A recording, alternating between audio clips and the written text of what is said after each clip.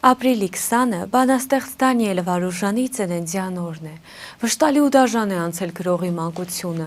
Մայրը որդուն պատմել է բանդխտության մեջ գտնվող հորից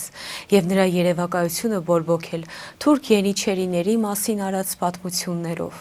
Բանաստեղծի հայրը, որին հարազատները երկար ժամանակ որոնում էին, վերջապես գտնում են բանտում, շղթաների մեջ։ Բանտարկյալ հորը նա պատում է իրենց քաշած ծանր կյանքի մասին։ Տատը մահացել է, մայրը հիվանդ է եւ խուլ հազում է, չորացել են պարտեզի վարդենիները,